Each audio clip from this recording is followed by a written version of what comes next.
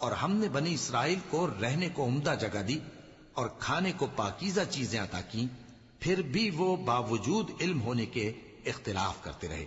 بے شک جن باتوں میں وہ اختلاف کرتے رہے تمہارا پروردگار قیامت کے دن ان میں ان باتوں کا فیصلہ کر دے گا۔ اب اگر تم کو اس کتاب کے بارے میں جو ہم نے تم پر نازل کی ہے کچھ شک ہو